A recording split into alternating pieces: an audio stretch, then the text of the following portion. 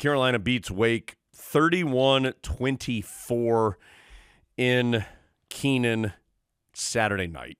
Heels led 31-17. Wake scored a late touchdown to make it a 7-point margin, although 7 points probably it's kind of where this game lived for most of the game. The Tar Heels led this game for a large majority of the contest, but never really were in control of the game as far as the outcome was in question, I think, until the last couple of minutes. I did not think Carolina was as sharp all the way around in this game as it has been the last few games, particularly in the past game. Carolina just wasn't really crisp in that area. Some of that was because Wake got, I thought, good pressure against Jacoby Criswell when he was trying to throw. Had 5 sacks, but 4 of the 5 came very early in the game on the first 2 possessions by Carolina. And so Carolina did get that part cleaned up after a bad start in that regard. But here's what Carolina did do. One, they had Omarion Hampton. And as Adam said before the year and said after the Florida State game, there are going to be games where Carolina was going to be successful simply because they had Omarion Hampton. And that was this game yet again. I mean, 5 catches for 16 yards, 35 carries, that's a career high. 244 yards, that's a career high. Had a remarkable touchdown late in the game where he leapt, got hit in midair by the leading tackler in the ACC, proceeded both of them to kind of come straight down on their feet, and then Omarion Hampton just bulldozed Nick Anderson, the safety for Wake Forest, into the end zone for the touchdown. It was a remarkable play.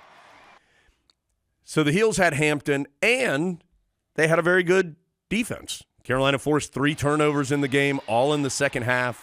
Had another interception return for a score, 3rd time this year they've done that. This time it was Power Echols. Forced a key turnover late. Josh Harris got a strip sack that Travis Shaw fell on top of that helped set up Carolina's final touchdown. That gave them a 2-score lead late. And Adam, it's Carolina's identity has kind of evolved into this, which is the Tar Heels are going to run the ball. The Tar Heels are going to try and play good defense. They're going to throw enough to balance things out. And they're going to win the game. This one wasn't particularly pretty, but they got the job done. That touchdown by Hampton is one of the most physically dominant plays I think I've ever seen a running back make. Yeah. Like, that was every bit of, was it Greg Jones who ran over Dexter Reed? Yes. It was every bit of that play, just for the sheer level of difficulty. Like, you see players do that all the time, jump over the line of scrimmage. That used to be how you scored touchdowns before you stopped doing it that way. So when he jumped over, and poor Nick Anderson standing there, he's got played perfectly. He's like, aha, I'm right here in the hole. Here he comes. I'll just be right here, and I'll wrap him up, and I'll drop him down right here on the 1.5-yard line. And Omarion Hampton was like, oh, no. The plan is I'm going to jump over. You're going to hit me. I'm just going to land on my feet, and then I'll just run you over. I'm just jumping merely to get over these other bodies that are clogging up this line of scrimmage, and then I'll worry about you on the other side of my leap. You shouldn't be able to do that. But he did, and he was fantastic, and I thoroughly enjoy the fact that Carolina has gone full in on he's the best player. Just keep giving him the ball until the other team figures out how to stop him. Chances are that they aren't, but if they ever do, we'll go to plan B then. But until then, we're not going to plan B until plan A is just completely worn out. Yeah, I mean, it was kind of an old school style game. I mean, you could have made the shoulder pads bigger and changed his number to 20, and it would have looked like Natrone Means out there running around, and it would have looked like Dwight Hollier playing defense instead of Power Echols. And, I mean, this was a very kind of old school football game of running, playing defense, field position, turnovers. I mean, it was that style of game. And Mack Brown talked a lot about on Monday during his press conference, Adam, something that I think a lot of people have thought, which is the last couple of years, Carolina's had outstanding quarterbacks. We understand that. Probably two of, if not the best two quarterbacks Carolina's ever had. Certainly in the conversation with Sam Howell and Drake May.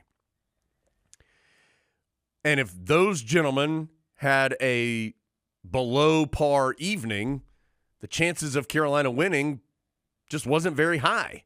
That they needed those outstanding players to be outstanding, which they were a lot. But if they fell short of that, all of a sudden you were in trouble. And that's a lot to put on one player or one facet of the game. And so Carolina has adjusted this season.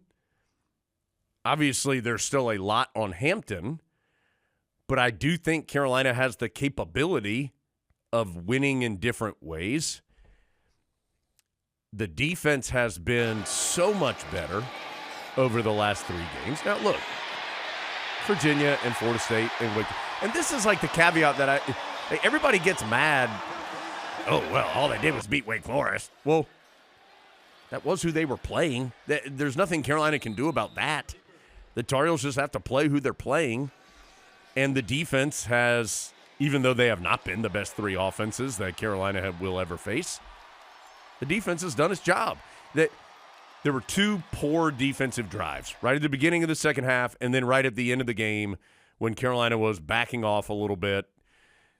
Other than that, the Heels stuffed the run pretty consistently, forced those timeouts or those turnovers, created pressure. They only had 2 sacks, but it felt like Wake didn't have all day to throw the entire time.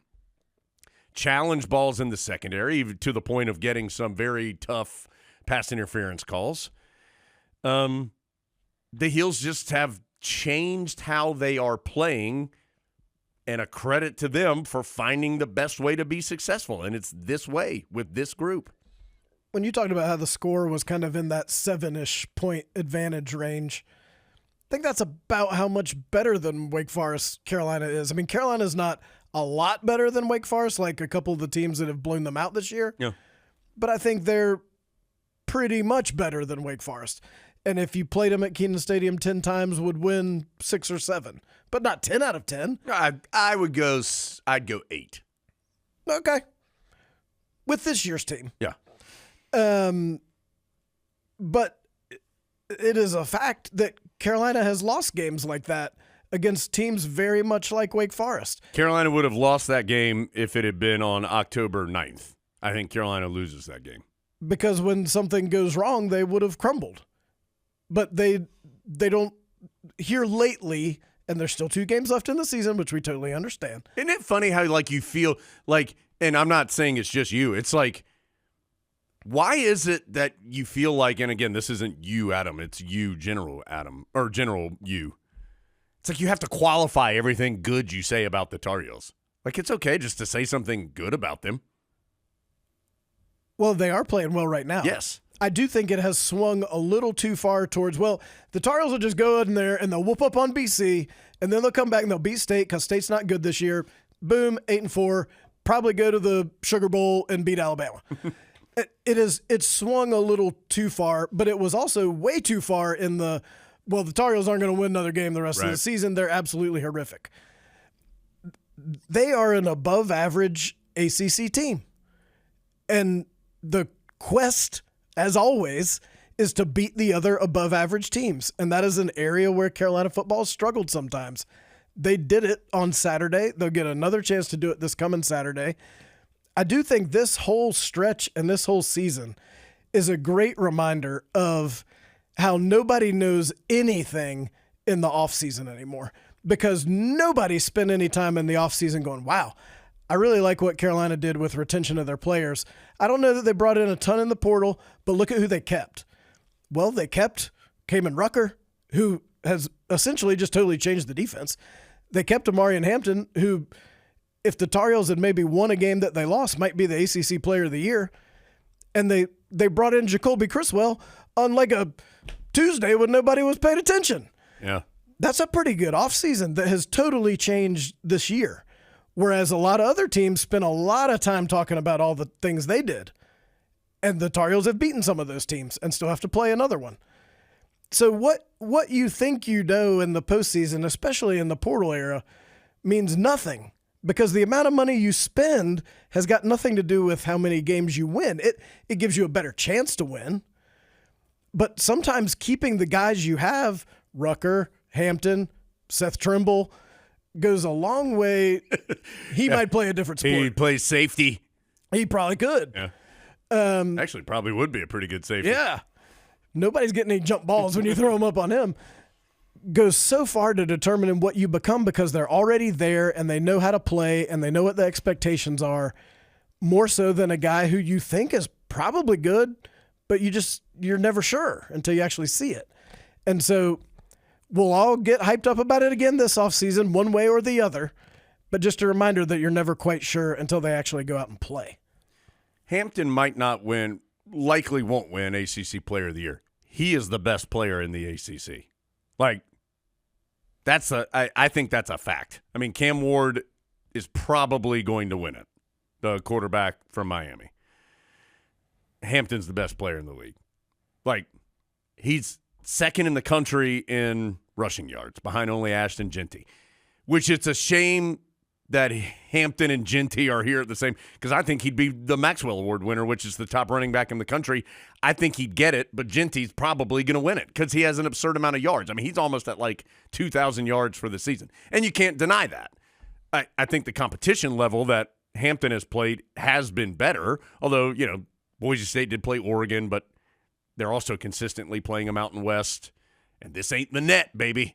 So I think he's the best running back in the country. And I think he's one of the best players in the country. He should be first-team All-America, because I think there's two running backs on that team. I would assume he and Jeanty are going to be the best two. If it was right now, that would be the case. There's still some games to play. He's just one of the better players in the country, period. And he's developed himself in the areas he wanted to improve. Matt, you hear Mac Brown say this all the time. There's no drama with Omarion Hampton. The only thing he gets upset about is if he doesn't get the ball, and like in a way that like he wants to be the one trying to make it happen. So he's been terrific. Well, just thinking about that play that he scored on, if so many other guys had made that play, they would have shot fireworks off in the end zone and like gotten their cell phone out of their sock so they could record their celebration. And Hampton was like, just where's the official, and give him the ball, give my O-lineman some high fives. Let's go back to the sideline. Maybe I'll get the ball again. Nothing. Who's Miami's backup quarterback? I can't say that I know at the moment. In my opinion, and I don't know either, so really my opinion is worthless. If you took Cam Ward off Miami, they'd still be pretty good. If you took Omarion Hampton off Carolina, they would not be going to a bowl, and they'd be in like the 3-9, 4-8 range. No offense to the rest of the running backs, because the Tar Heels do have some quality there, but there's a difference in having quality and having one of the best running backs Carolina's ever had in that room. And that is the story of this year's team for Carolina. Adam, before we finish up, I do just want to talk a little more on the defensive side. And a credit to a couple guys. I thought this was Travis Shaw's best game as a Tar Heel. Came in with obviously a ton of recruiting hype. Has been a solid player, but never really a huge impact to this point of his career. I think Ted Monachino has really done a good job with Carolina's defensive line. And Travis Shaw is certainly one of the top cases for that. And had 2 tackles for loss in this game, had the key fumble recovery, had a pass broken up where he knocked down a pass at the line of scrimmage as well. He was very, very active. Joshua Harris, probably his best game as a Tar Heel. This is his only year here, but he had that key forced fumble on a sack. He was active. It goes back to something we've talked about, which is Carolina playing a lot of guys on that defensive front, and I think you're seeing that continue to pay dividends as the year goes along. Eccles with the key interception. I thought Marcus Allen played well in this game. I think he got one of the pass interference calls, but he also played really well defensively at other times, guarding some solid, I think some good wide receivers for Wake Forest. And so the numbers aren't outstanding for Carolina's defense in this game because Wake did accrue some yards, particularly late in the game on that long drive. But you look down, and Wake got 354 yards. They only rushed for 114. Carolina forced 3 turnovers. I mean, those are very solid numbers. Some of those solid, some of those very good. I think that's another thing that speaks to Carolina's offseason, because I think people suspected the Tar Heels could perhaps upgrade the defensive line coach position. And they went out and did it. And the results you cannot deny. I mean, that you have seen a lot of players make individual jumps this year. And Travis Shaw looked like the guy you've been reading about on the internet for 4 years. That spin move he made that set up one of his tackles for a lot. That was a nasty move for a big man. But not as big as he used to be, which I don't know how much he's lost, but you can tell the difference in the way he moves. And that athleticism combined with the size he's at now, I mean, that's the guy you want in the middle of the defensive line. And finally, the Tar Heels have that guy. And you combine that with guys on the edge who are putting some pressure on the quarterback and making offenses have to worry about them, just makes you a lot better defense. So, again, 31-24, the final score. Carolina now bowl eligible for the 6th consecutive year. It is the longest streak since 7 straight in the 90s when Mack Brown was the head coach then as well. And so 6 straight years that Carolina's been bowl eligible, 3rd straight win this season, 4th straight win over Wake Forest for Carolina, 31-24 the final score. Heels 3-3 in the league as well after starting 0-3. Hello, it's the Sun Bowl. Adam, don't you?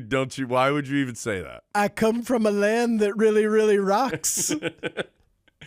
What a full circle moment it would be. It's at least back in the picture. If the Tar Heels went out, it's going to be in the picture. Will they actually go there? Who knows? Because bowls are crazy now.